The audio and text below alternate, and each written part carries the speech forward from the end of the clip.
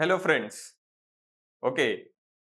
So today we'll start our second chapter, nationalism in India. So nationalism in ఇండియాలో మనకేందనమాట ఈ part 1 ఏదైతే ఉందో section 1 ఈ సెకండ్ చాప్టర్. ఓకే.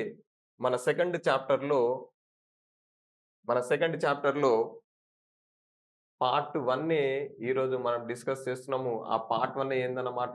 పార్ట్ 1 వచ్చేసరికి the first world war గురించి, ఆ తర్వాత ఖిలాఫత్ మూవ్‌మెంట్ గురించి, ఆ తర్వాత నాన్ కోఆపరేషన్ మూవ్‌మెంట్ గురించి. సో, వీటి గురించి మనం డిస్కస్ చేస్తామనమాట.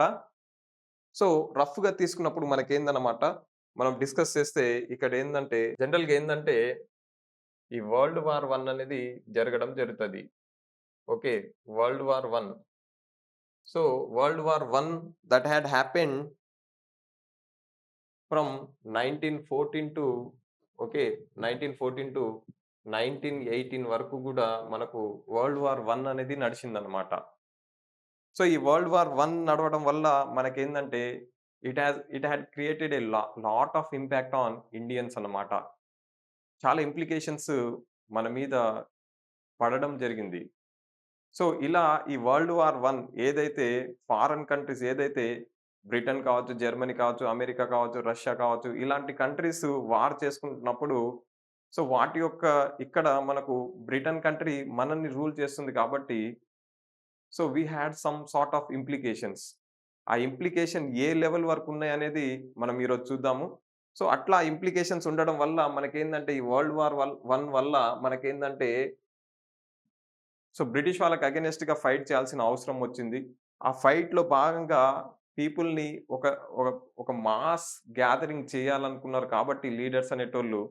సో, దానికోసం ఏమైందన్నమాట నెక్స్ట్ మనం ఖిలాఫత్ మూవ్‌మెంట్ అనేది తీసుకురావడం జరిగింది.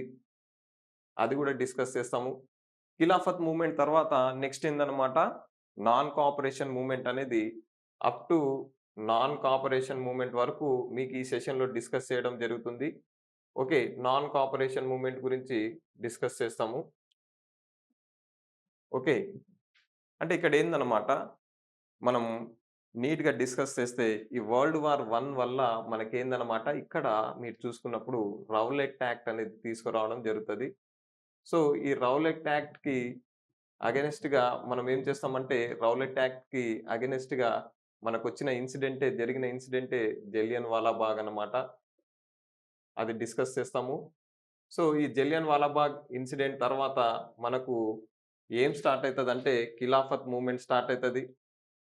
సో, ఈ ఖిలాఫత్ మూవ్‌మెంట్ తర్వాత మనకేందనమాట as a part of Khilafat movement only we started the next movement that is non cooperation movement.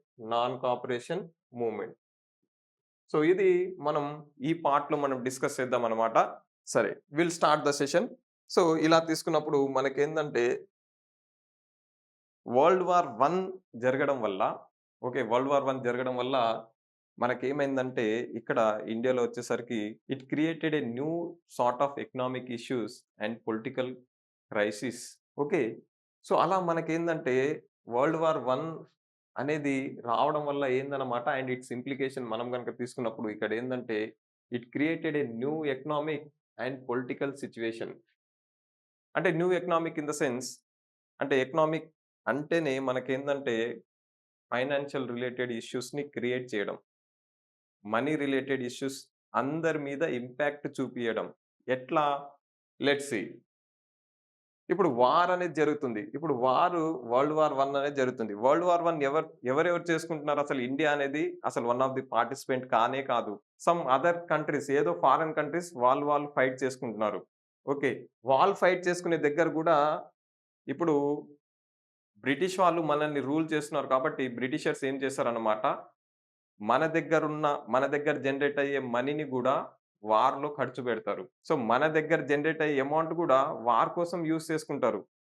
So, అలా తీసుకున్నప్పుడు ఏందంటే, ఏదైతే ఏదైతే టాక్సెస్ మనం కడుతున్నామో గవర్నమెంట్‌కి, సో, అది దేనికోసం వాడాలి? పీపుల్ వెల్‌ఫేర్ కోసం వాడాలి. పీపుల్ వెల్‌ఫేర్ కోసం వాడకుండా వీళ్ళేం చేస్తున్నారన్నమాట, ఆ అమౌంట్‌ని వార్ జరుగుతుంది కదా! అని ఈ అమౌంట్ తీసుకెళ్ళి అక్కడ ఖర్చు చేయడం జరుగుతుంది. అక్కడ ఎక్స్‌పెండిచర్ చేస్తున్నారు. సో, ఇక్కడ అమౌంట్ తీసుకెళ్ళి అక్కడ ఖర్చు చేయడం వల్ల ఏందన్నమాట చాలా ఎక్కువ అమౌంట్ అక్కడ స్పెండ్ చేయడం ద్వారా మనకు రావాల్సిన వెల్‌ఫేర్ స్కీమ్స్ మనకు రావడం లేదు. సో, అదేందంటే చూడండి డిఫెన్స్ ఎక్స్‌పెండిచర్ చాలా ఎక్కువగా ఖర్చు పెట్టడం జరుగుతుంది. అంటే వార్‌లో డిఫెన్స్ రిలేటెడ్ మనకు అంటే మిషనరీ ఇదంతా పార్టిసిపేట్ చేయాలంటే లేదా కొత్తయి కొనుక్కోవాలి, ఎక్విప్‌మెంట్స్ కొనుక్కోవాలి, వాళ్ళతో ఫైట్ చేయాలంటే అమౌంట్ స్పెండ్ చేసి మనం కొనుక్కోవాలి.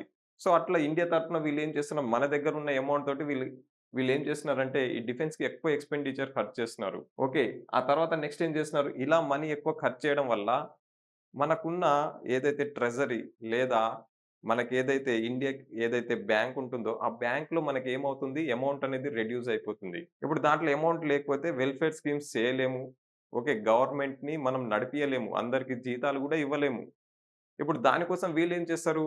అడిషనల్ టాక్స్ అనేది జనాల మీద ఇంపోజ్ చేస్తారు. ఎప్పుడైతే అడిషనల్ టాక్స్ ఇంపోజ్ చేస్తారో ఏమవుతుందన్నమాట ఆటోమేటిక్‌గా ఆ టాక్స్ ఎక్కువ ఇంపోజ్ చేయడం వల్ల అందరికి అదొక పెద్ద ప్రాబ్లమ్. ఒక బర్డెన్ అయిపోతుంది. సో, అలా తీసుకున్నప్పుడు ఏందంటే, అట్లా గవర్నమెంట్ అనేది వార్ లోన్స్ ఇస్తుంది. వార్ లోన్స్ అంటే మన అమౌంటు మన బ్యాంక్ నుంచి మనం ఏం చేస్తున్నామన్నమాట, వార్ వాళ్ళకి లోన్‌గా అంటే ఒక అప్పుగా మనం వాళ్ళకి డబ్బులిస్తున్నాం. అలానే నెక్స్ట్ దానివల్ల ఏమవుతుంది, టాక్సెస్ అనేది ఇంక్రీజ్ అవుతుంది. టాక్సెస్ ఇంక్రీజ్ అవ్వడమే కాదు ఇన్‌కమ్ టాక్స్ ఏదైతే మనం పే చేస్తామో జనరల్‌గా చాలా మందికి ఇన్‌కమ్ టాక్స్ అనేది తెలియదు.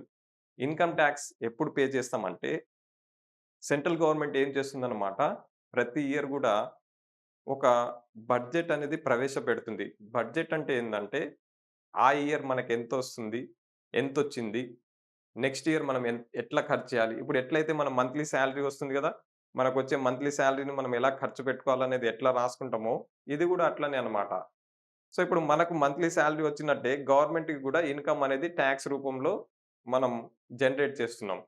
సో, ఇలా అందరూ ఎవరైతే ఎంప్లాయీస్ ఉంటారో వీళ్ళందరూ గూడా టాక్సెస్ పే చేస్తారు. సో, ఇండస్ట్రియలిస్ట్ వాళ్ళు టాక్సెస్ పే చేస్తారు. సో, ఈ టాక్సెస్ అనేది పే చేయడం వల్ల అక్కడ ఇన్‌కమ్ జనరేట్ అవుతుంది. అయితే ఇక్కడేందంటే ఇన్‌కమ్ టాక్స్ అనేదేందంటే ఒక ఇయర్‌లీ ఒక 6,00,000 ఒక 10,00,000 అబోవ్ ఎవరన్నా సంపాదిస్తే సో, వాళ్ళ సాలరీలకెళ్ళి మనం ఏం చేస్తాం ఒక 10% 15% 20% డిడక్ట్ చేస్తాం. ఇండస్ట్రియలిస్ట్ అయితే వాళ్ళ ఇన్‌కమ్‌ని బట్టి దాన్ని బట్టి మనం టాక్సెస్ అనేవి కలెక్ట్ చేసి, ఈ టాక్సెస్‌ని మనం ఏం చేస్తామన్నమాట అలా కలెక్ట్ అయిన ఈ మనీని ఎవరైతే గవర్నమెంట్ ఉందో ఈ గవర్నమెంట్ వెల్‌ఫేర్ స్కీమ్స్‌కి ఏదన్నా ఇన్‌ఫ్రాస్ట్రక్చర్ డెవలప్‌మెంట్‌కి, రోడ్స్ డెవలప్‌మెంట్‌కి, ఇరిగేషన్ ప్రాజెక్ట్ డెవలప్‌మెంట్‌కి వీటికి వాడుకుంటామన్నమాట. సో, అలా తీసుకున్నప్పుడు ఇక్కడేందన్నమాట ఫస్ట్ టైమ్ ఇన్‌కమ్ టాక్స్ అనేది ఇక్కడే ఇంట్రొడ్యూస్ చేస్తారు. ఇంట్రొడ్యూస్ చేసి ఓకే. ఇన్‌కమ్ టాక్స్ అనేది ఇంట్రొడ్యూస్ చేయడమే కాదు, కలెక్ట్ చేస్తారన్నమాట. సో, అలా ఇన్‌కమ్ టాక్స్ అనేది కలెక్ట్ చేశారు. సో, అలా ఇన్‌కమ్ టాక్స్ కలెక్ట్ చేయడము, ఇది గూడా జనాల మీద బర్డెన్. అంటే దేనికోసమో వాడారు. గానీ మన దగ్గర నుంచి కలెక్ట్ చేసుకుంటున్నారు. అసలు మనకు వారికసలు సంబంధమే లేదు. నెక్స్ట్ అదే టైంలో మనకేమవుతుందంటే, ఇదే పీరియడ్‌లో అంటే వరల్డ్ వార్ 1 పీరియడ్ ఎప్పటి నుంచి ఈ పీరియడ్ తీసుకున్నప్పుడు 1914 నుంచి 1918 మధ్యలో మనకేం జరిగిందంటే, ఈ పీరియడ్‌లోనే సివియర్ డ్రాట్ అండ్ ఫెమైన్ అనేది ఇండియాలో రావడం జరిగింది. సో, అంటే కరువు కాటకాలు అంటే పంటలు పండకపోవడము, వర్షాలు లేకపోవడం దీనివల్ల ఏమవుతుందన్నమాట మార్కెట్‌లో అవైలబిలిటీ ఆఫ్ గూడ్స్ అనేది తగ్గిపోతుంది. అవైలబిలిటీ ఆఫ్ గూడ్స్ ఎప్పుడైతే తగ్గిపోతదో, వెంటనే ఏ చిన్న వస్తువుకైనా రేట్ అనేది పెరిగిపోతది. అంటే ఇప్పుడు మనం తీసుకున్నప్పుడు ఏందంటే, లైక్ వెజిటబుల్స్ కావచ్చు, ఇవి పండనప్పుడు ఏందంటే మార్కెట్‌లో రావు. సరే ఎవరో ఒకళ్ళు అమ్మితే ఏమైతది? ఒక్కళ్ళే అమ్ముతున్నారు కాబట్టి చాలా మందికి అవసరం ఉంటది. సో, ఒక 10, 15 మందెళ్లి ఆ గూడ్స్‌ని కొనాలనుకున్నప్పుడు, ఆ వెజిటబుల్స్‌ని కొనాలనుకున్నప్పుడు, ఇంతమంది 10 మంది ఒక కేజీ టమాటాలే కావాలనుకున్నప్పుడు ఏమైతది? వాడు రూ. 100 అంటే రూ. 100 కొనాలి లేదా 500 అన్నా కొనాలి. సో, అట్లేమైందన్నమాట ప్రైజెస్ అనేవి డబల్ అయిపోయినాయి ప్రతి వస్తువులకి. ఓకే. ఎందుకంటే వీళ్ళు ప్లాన్డ్‌గా చేయలేదు. అమౌంట్ అంతా ఇష్టం వచ్చినట్టు వేరే దానికి ఖర్చు పెట్టేశారు. ఇక్కడ ఏమున్నాయి, ఏం లేదనేది గూడా హ్మ్. తెలియదు. సో, అలాంటి సిట్యుయేషన్‌లో ఏమైపోయిందంటే, ఇక్కడున్న జనాలందరూ గూడా అంటే ఇక్కడ ఏమైపోయిందన్నమాట సిట్యుయేషను ప్రైజెస్ అనేది చాలా రైజ్ అయిపోయింది.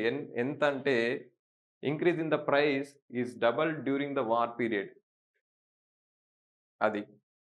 ఆ తర్వాత నెక్స్ట్ ఏందన్నమాట ఇప్పుడు వార్ అనేది ఫారెన్ కంట్రీస్ చేస్తుంటే, వాళ్ళేదో వాళ్ళ వాళ్ళ వాళ్ళ ఫైట్ ఏదో వాళ్ళు చేసుకోవాలి గానీ, వీళ్ళేం చేస్తున్నారనమాట ప్రతి విలేజ్ నుంచి జనాల్ని ఆర్మీలో ఫోర్స్‌ఫుల్‌గా రిక్రూట్ చేసుకుంటున్నారు.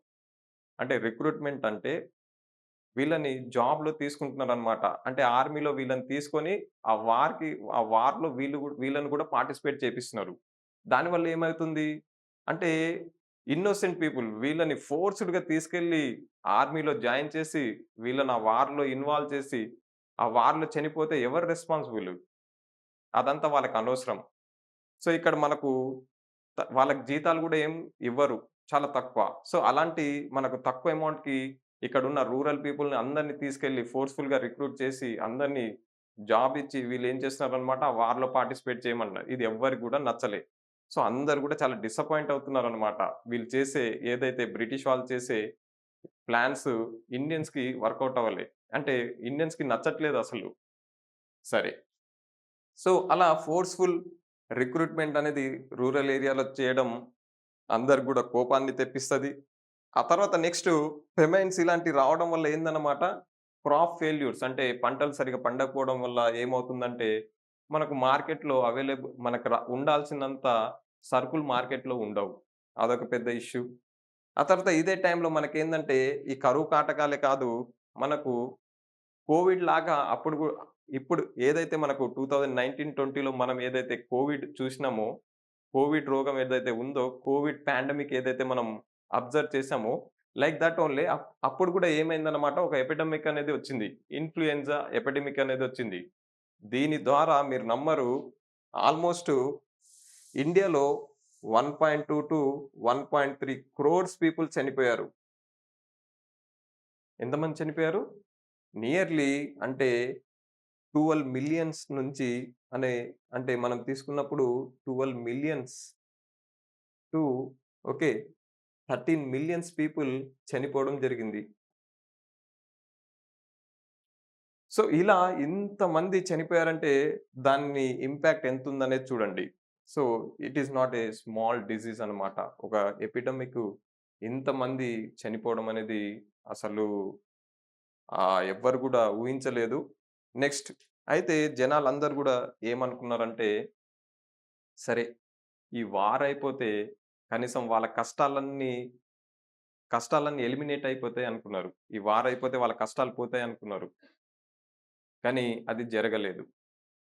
అది జరగకపోగా బ్రిటిష్ వాళ్ళు ఇంకా, ఇంకా మనల్ని సప్రెస్ చేయాలని చూస్తారు ఇండియన్స్‌ని. సో, దానికోసం వాళ్ళు కొత్త, కొత్త చట్టాల్ని తీసుకురావడం స్టార్ట్ చేస్తారు. కొత్త లాస్‌ని తీసుకురావడం జరుగుతది. సో, అదే ఏందన్నమాట, అదే మనం తీసుకున్నప్పుడు దాన్నే మనం ఏమంటామంటే రౌలెట్ యాక్ట్ అంటాం. దాన్నేమంటాం? రౌలెట్ యాక్ట్ అంటాం. సో, రౌలెట్ యాక్ట్ తీసుకున్నప్పుడు ఇక్కడేందన్నమాట, సో, ఇక్కడ మనం తీసుకున్నప్పుడు సో, వాళ్ళ ఇబ్బందులు పోతాయనుకున్నారు గానీ, అదంతా మొదటికొచ్చిందన్నమాట. సో, ఇలాంటి కొత్త కొత్త లాస్‌ని తీసుకొచ్చినప్పుడు ఇక్కడేందన్నమాట, ఇదే సిట్యుయేషన్‌లో జనాల్ని ఆదుకోవడానికి ఓకే. జనాలకి నేనున్నా అని ఒక లీడర్ ముందలకొచ్చి ఫైట్ చేయడం జరుగుతది. ఆయన్నే ఎవరో కాదు మహాత్మా గాంధీ.